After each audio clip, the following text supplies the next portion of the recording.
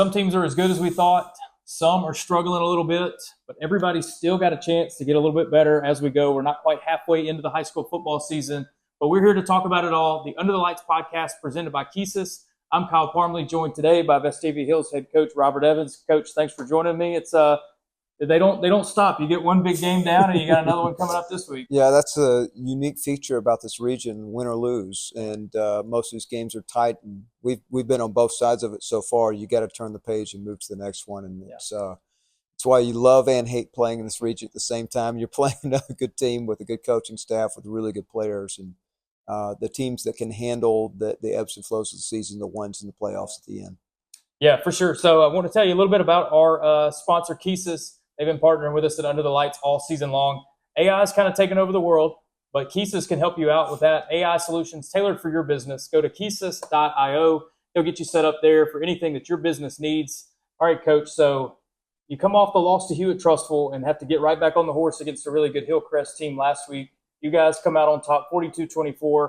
Really strong start, 21-0 after a quarter. What was the key to getting off such a hot start against them? Well, we've started hot. Three of our games, 3 of the 4 games have been at home, and each game has played out that way. We love playing at our place. We think it's a unique place to play, and we've gotten the ball all 3 games and gone right down the field and gotten stops and scored. And I've been on that side of it where the other team seems to have the momentum, and it's such a deflating feeling. And really, truth be told, we missed a touchdown pass to go up 28-0 in the first, and probably should have been up more. But credit Hillcrest, they got back in the game. That's what good teams do, and we had to fight to the end to get the victory. Yeah, how nice is it when, or how tough is it, when you guys come off of a tough loss to kind of rally the troops? I know you had some injuries in that Hewitt-Trustful game. Is it tough to kind of reset everybody a little bit? Yeah, well, in a sense, I mean, you kind of feel sorry for yourself for 12 hours, but literally Saturday morning I was back in my office working on Hillcrest because I've got a lot of respect for Coach Mitchell, the way they do things. They have a unique offense, and it takes a little bit more time and preparation in regards to your scout team and in regards to your game plan to get ready for a team like Hillcrest. But I was really proud of our kids. They're very resilient, and you're going to have to be. I mean, you're just going to get your eyes beat in at various points. Even Thompson, I mean, I think they've won the state more than they have the region in the last 5 years. And it speaks to the quality and the depths of the teams and the coaching staffs that you go against. But yeah, our program overall responded, and you have to, in order to be able to control your destiny. So that's a big thing for us. Get the off week and control your destiny in the second half. And regardless of how things shake out in Alabaster, we'll have that this year. Yeah, so for a full recap of Week 4 of the high school football season, go to our Under the Lights YouTube page. Link to all things Under the Lights will also be in the description of this video. So one of the reasons I'm here at Vestavia Hills, the Week 5 Under the Lights game of the week, Vestavia Hills is going to make a trip to Thompson, and you mentioned how successful Thompson has been. They're a really hard team to beat. You guys have been close when y'all played them a couple of times. So what is it going to take to go down there and take care of a team like that? I mean, if you got the answer to that, I would like to know. So we've been in, we've played them 5 times in 3 years, and all the games mostly have played out the same, where the first half is kind of give or take. I think we've been down 7, up 3, tied, down 4, up 3, the last 5, and then they've pulled away in the second half. It speaks to, Coach Freeman and staff do a great job, but they also have top-tier talent. And really unique to them this year is, turned on the tape Saturday and thought, with them losing Fagans and some other guys last year, that they would be taking a step back defensively. But they pop off the tape, and they're very athletic. And they got a bunch of new faces from all over the country playing for their defense this year. And, obviously the quarterback is a good player. And so there's no easy answers. Anyone that tells you there's an easy answer trying to get over that hump is lying to you. Yeah. So you hear sometimes coaches will say, we treat every game the same. Every next game is the most important one. Do you have to tell your guys anything about the magnitude of a game like this, or is this just one? No, I mean, really, I think Bobby Bowden said it best. He said, you get up for 3 or 4 games probably a year. And I don't even know, and I can't speak to Thompson because they've had 2 pretty easy weeks, and I'm sure they're ready for a challenge. But this is our 4th week in a row of going against a top 10 team. I mean, we go Auburn to Trustful to Hillcrest to Thompson. And I can speak for myself and say, Saturday morning I woke up and was really tired. Yeah. And it's not just physically tired. You're, emotionally tired and tired of kind of doing the work. And so I say that, but then once you get into it, both teams know each other really well. I don't have to look at the tape to know kind of what we're getting into this year. I think both sides know each other pretty well, and I think they'd probably say the same thing. Yep. All right, so 7 o'clock kickoff on Friday night at Thompson. Coach, before you go, I want to get a few other thoughts from you on the other Region 3 games, since you see these teams either in person or you've already seen them on film. Sure. First of all, Hewitt-Trussville paying a visit to Hillcrest. You've seen these two teams in back-to-back weeks. So what do you think about this matchup? Yeah, it's interesting. You saw their matchup last year. They were tied at half, and stylistically, both offenses present problems. Hewitt with their pace and the multiplicity of formations and staying in the same personnel. And then Hillcrest, you just don't see many under center belly kind of wing tee hybrid offenses that can create a lot of problems. And so it will be interesting to see, again, the best of Hillcrest was good enough to win at the Met, and the best of Hewitt was good enough to win at the Met. And I think Hewitt's coaching staff's done a great job, dealing with quarterback injury.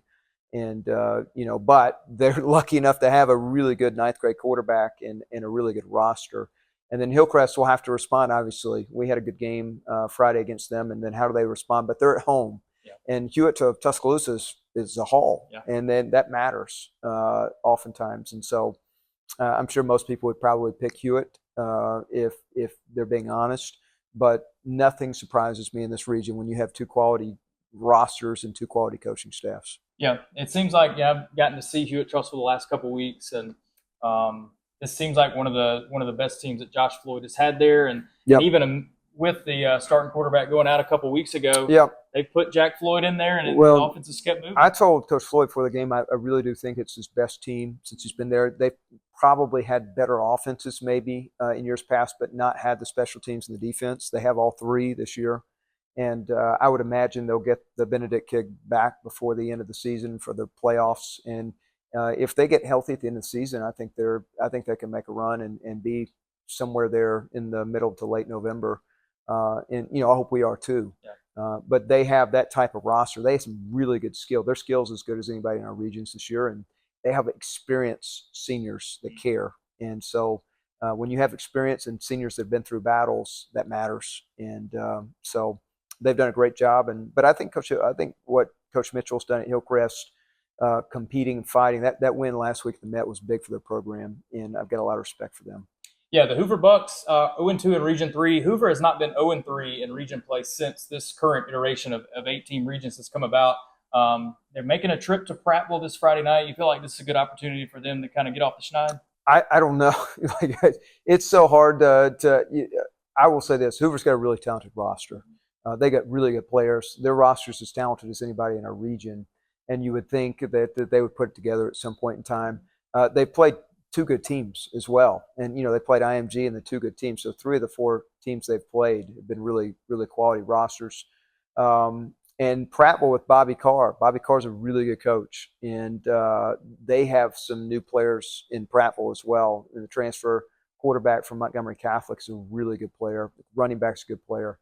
I haven't studied them as much, but I know that it's a better product than it was last year. So that'll be an interesting game. I'm assuming most people would pick Hoover, myself included, but goes back to what I said earlier. Like there just aren't many Friday nights where you're shocked by outcomes. But Hoover not being in, if they start out 0-3, they'd be probably on the outside looking in.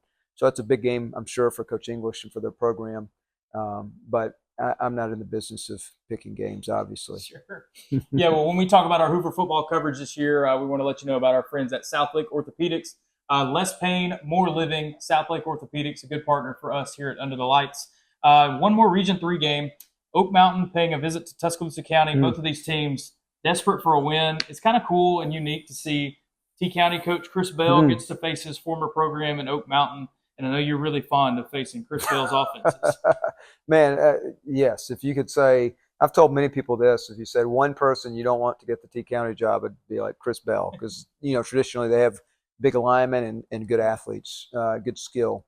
And once they get going and, you talk to Coach and he's very honest and said, hey, look, we're young this year, but we're going to be good in a couple of years. And I believe him. He's a good football coach. Coach McComb's program is in a significantly better shape than it was his first year. And so I'd be surprised if Oak Mountain's got good players. They got some high-end prospects. particularly defensively. So I'd be surprised if Oak Mountain didn't come away with a victory. But long term, I think Coach Bell's it's a good hire for T County. And I know, and he's got the history of being at Oak Mountain, which is unique to that game. But will be an interesting matchup. Yep. All right, Vestavia Hills at Thompson this Friday night. Class 7A Region 3, always one of the toughest and most competitive around. And the tough games just keep on coming, Coach. But thanks for your time today. Thanks for having me. Appreciate it. Big thanks to Coach Evans for coming on the Under the Lights podcast presented by KEYSYS today. And anytime we talk about our game of the week, this week, Vestavia Hills at Thompson, going to be such a good competitive game against two really, really good programs. When we talk about our game of the week, I want to give a shout out to Hoover Steaks and Wines. Our good friend Patrick Devers does such a great job of getting that business up off the ground and doing a great job with that. They are a gourmet grocery and wine store, a hub for food enthusiasts, and a gathering spot for friends and family. And we all know everybody loves some Southern hospitality. You can get that there as well. Hoover Steaks and Wines. So that being said, that's our game of the week. But we got several other games to talk to on the docket. I think I was looking earlier. We've got 11 games in total to preview. Usually we've got 7 or 8, but this week we've got a lot of them. So let's continue to dive in. We just talked about Class 7A Region 3. Let's move on to 6A. Let's start with the Homewood Patriots. These guys, 4-0, and they are rolling. They have not had a close game yet. They have taken care of business. They've been getting it done early and often with that offense, just punching it in time after time. Caleb Carson is just leading that offense in a great way so far, and that defense is hardly allowing a thing. Last week against Woodlawn, Homewood wins 52-8. It was never close. And this week, they'll be back at Waldrop Stadium at home hosting Jackson Olin. Homewood should be able to go to 5-0 in this one. And Ben Bergeson's got that team playing really, really well. That schedule will get a little tougher in the second half, but so far, so good for the Patriots. And when we talk about Homewood football, we want to let you know about our friends at The Edge, a vibrant space for food, fun, and community in Homewood, suitable for the entire family. They've got outdoor food hall. They got live events every week, and it's right off Green Springs. Visit their website at theedgehomewood.com. All right, another 6A team, Mountain Brook. Man, such a tough loss last week. Pell City beats the Spartans 10-3, and the score doesn't tell the story of the game. You hate when you see that sometimes, but Mountain Brook outgained Pell City. They had so many more plays in opponent's territory, but it just didn't work out for the Spartans. Running back Stuart Andrews, the reigning Offensive Player of the Year for the Under the Lights All-South Metro team, he went out in the first drive last week, was unable to return. We will see his status. We're unsure about it at this point. So we're not sure if the Spartans are going to get him back this week or sometime in the near future, but they definitely want to get him back because he is a key component of their offense and their entire team. And without him, the offense just struggled. They brought Lawson McKnight back over from the defensive side of the ball, and Lawson had a great game on both sides. He ran the ball really well, double-digit carries, and also had a lot of tackles on defense. But the Spartans had one touchdown called back, had to settle for a field goal, just couldn't quite ever get it going and get over the hump against Pell City. But they're going to be challenged again this week going to Oxford. That's going to be a big Class 6A Region 6 game when it comes to playoff seeding for both of these teams. So the Spartans looking to get back up off the mat. They head to Oxford for a big game against the Yellow Jackets. And when it comes to Mountain Brook football, Gun Dermatology are the people you need to know about. They take care of all of your skincare needs, and they've got 2 locations in Mountain Brook. That's Gun Dermatology. All right, in that same region, Clay Chalkville taking a break from region play for a couple weeks. They're going to host Brandon, Mississippi. Fun fact about Brandon, Mississippi, that is the hometown of the one Gardner Minshew, longtime quarterback for Mike Leach and in the NFL for a little while as well. So Clay Chalkville hosting Brandon, and Brandon's 2-1. They have been one of the top programs in Mississippi for a long time, and it'll be a good challenge for Clay because they get Brandon, a really good Mississippi team, and they get Thompson next week. So a big test for the Cougars coming up out of region play. We're really going to find out how good they are, but they have absolutely looked the part of a great 6A team so far. They steamrolled to a win last week as well. All right, so in Region 3, let's check out Region 3 in Class 6A. Chelsea coming back off of its open date. They're going to play at Calera. This is going to be a good opportunity. Chelsea coming off their first loss of the year, but they had the bye week to kind of work on some things, get some guys healthy. So hopefully they will get rolling here. Calera 0-4. This seems like a great opportunity for the Hornets to get their first region win of the season. And also in that same region, Spain Park had its most impressive win of the year last week against Helena. They won 38-14, but they were up 31-0 at the half. They really came out strong. And that connection, we've talked about it a few times, Brock Bradley and Ken Arrigo, that connection has become quite the tandem to be reckoned with. They had 122 yards and 2 touchdowns with that connection last week. So look for them to keep going to that. Now, it's a big test this week. Spain Park traveling to Benjamin Russell. Benjamin Russell, you hadn't heard a ton about the last several years, but they've got first-year coach Kirk Johnson there. He just won back-to-back state titles at Montgomery Catholic. He comes in, brings a lot of energy. He's got one of the best quarterback receiver combos in the state on his squad. So watch out. This Benjamin Russell team has been kind of laying in the weeds. They're 3-1, but look out for them. That will be a tough test for Spain Park. We might find out how good Spain Park really is this week when they play at Ben Russell down in Alexander City. All right, so if you want to look at a couple of 5A teams, John Carroll, great to see the Cavs get their first win of the year last week against Hayden. They win 36-26. This game was back and forth the entire game until late in the game. Shea Johnson picks up a fumble, takes it to the house, and the Cavs get their first win of the year.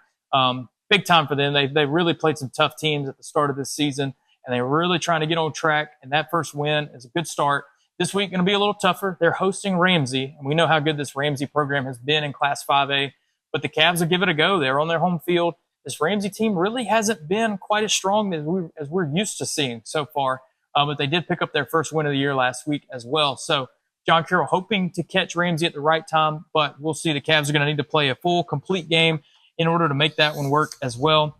And when we talk about John Carroll football, we got to tell you about Barlow Wealth Advisory Group. Those have been people that have been really good to us along the way this year. Their tagline, we help people be successful in life and business. Go check them out. They've got all kinds of options that you may not think when it comes to a wealth advisory group, but you need to check them out. Barlow-WAG.com to check out what they have going on as well. All right, one more team on the list this week, Briarwood. They got their second straight win, and they beat this Carver Birmingham team 36-22 last week. The Lions have started to figure some things out on the offensive side of the ball. This quarterback tandem of Jamison Barnes and Charles Dedman really getting the job done right now. Jamison Barnes had 3 rushing touchdowns last week. Charles Dedman threw for 2 touchdowns. As the Lions really, they got the offense rolling. They're playing at Winona this week.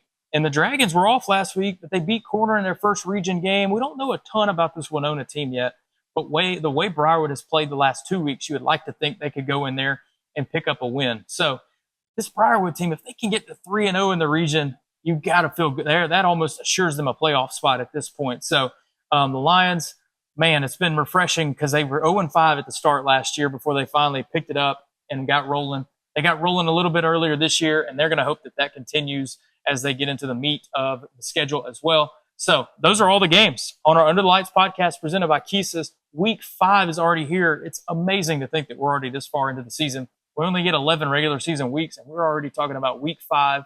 It just flies by, but it has been such a fun ride so far. Like I mentioned at the start, some teams are exceeding expectations to this point, and some teams are a little bit below what we thought they would be. The good thing about it, though, there's still time. There's still plenty of games left to kind of mount a charge, get back in that playoff hunt, because the games are going to start winding down quick, and you really want to get rolling by the end of the season, get into the playoffs, and see what you can do from there. But otherwise, we'll be out at Thompson on Friday night, Vestavia Hills at Thompson. It's going to be a big night of football. We'll see at the Vestavia Hills Rebels. You know, we're monitoring their health situation a little bit. They had some injuries in the Hewitt-Trustful game. They're hoping to get some guys healthy, feeling good for this game, because you're going to need all hands on deck to beat a team like Thompson that is they're rolling. They lost to Grayson out of Georgia early in the year, but Grayson's one of the best teams in the country. And an overtime loss on a 2-point conversion play, nothing to sneeze at. So this Thompson team, you're used to them being an elite squad, and they've got another one this year. So the Rebels, thanks to them for having me here today for the Under the Lights podcast presented by KEYSYS. We'll have coverage all week long on our website. Scan the QR code in the corner of your screen to follow all things Under the Lights, and we'll catch you at the football field next time. Thanks for watching.